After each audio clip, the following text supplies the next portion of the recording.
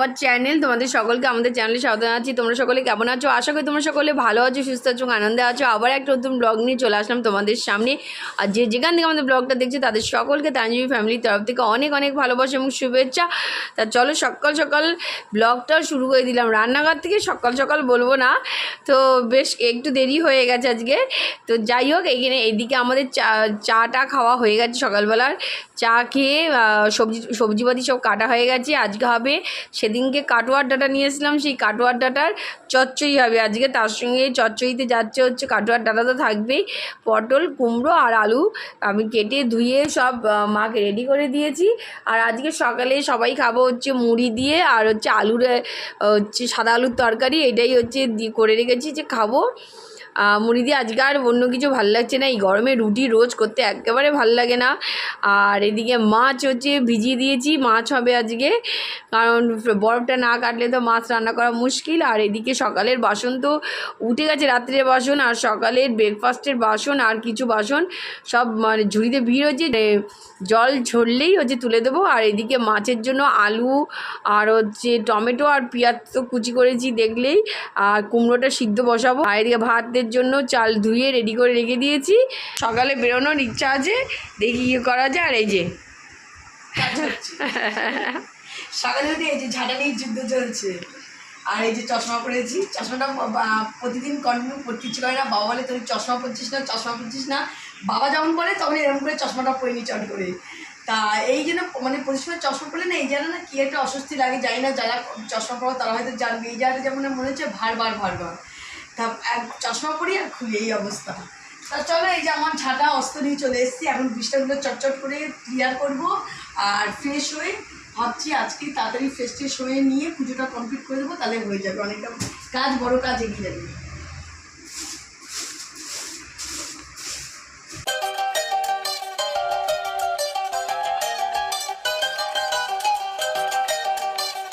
এদিকের বিছনা আমার কমপ্লিট হয়ে গেছে, আর ওই ঘরের বিছনা আমি কমপ্লিট করে নিয়েছি। মানে যখনই উঠেছি ফ্রেশ হয়ে বিছনা করে কমপ্লিট করে নিয়েছি, সেই সময় তোমাদের সঙ্গে শেয়ার করতে পারিনি। এখন সোজা যাবো, এদিকে বিছনা তোলা হয়ে গেছে, ঘরটা চটপট করে পুছে চট করে আজকে ফ্রেশটা হয়ে নেবো। এখন ব্রেকফাস্ট করবো না, ব্রেকফাস্ট একটু পরে করবো।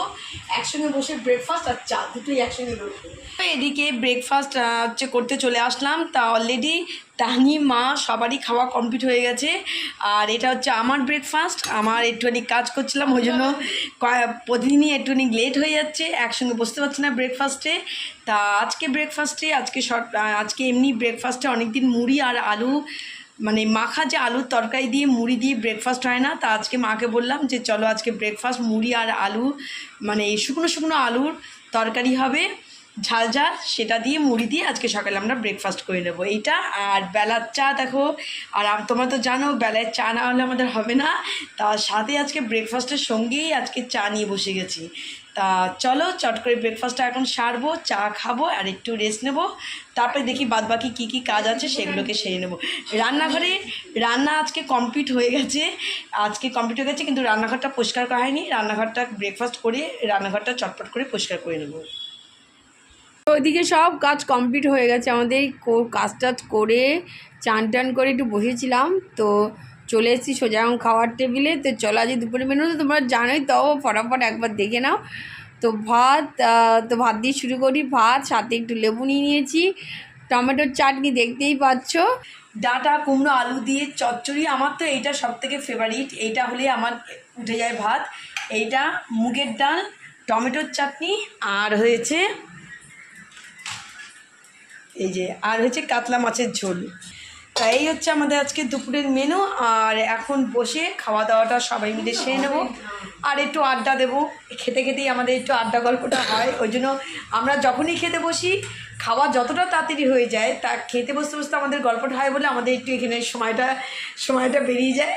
তা এখন খাওয়া দাওয়াটা করে নিই, চলো। Good evening friends. তো অনেকক্ষণ বাদেই চলে এসেছি তোমাদের সঙ্গে বক করতে। আজকে তো খাওয়া দাওয়ার পর একটু রেস্ট নিয়ে বেরিয়ে পড়েছিলাম, তো তোমাদের সঙ্গে আর কথাই বলা হয়নি। তো এই বাড়িতেই চলে এসেছি, বাড়িতে আজকেও আবার ফুচকা নিয়ে চলে এসেছি আমরা। তো ফুচকা নিয়ে আসলাম, তো এখন সবাইকে রেডি করে দিচ্ছি। আজকেও ফুচকা লাইনে প্রচুর ভিড় ছিল, তো কাকু ফুচকা রেডি আর করে দেয়নি, এমনি দিয়ে দিচ্ছি। এখন এসে আমি রেডি করছি। তো চলো এই যে আমরা চারজন মিলে খাবো। ভাই তো আস্তে আস্তে রাত্রি হয়ে যায়, জন্য ভাইয়ের জন্য আর নিয়ে আসিনি। তো চলো, এই হচ্ছে তেঁতুলের জল, আর হচ্ছে এই হচ্ছে ফুচকা।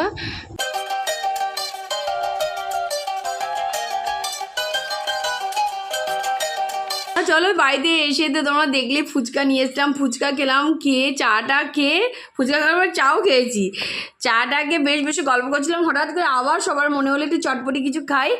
তো এখন তার বাইরে বেরোতে ইচ্ছা করছে না কারো। তাও দুখানা আলু আমি কেটে নিচ্ছি, কেটে নিয়ে এটাকে সিদ্ধ করব। করে কি করি সেটা ফটাফট তোমরা দেখতে থাকো।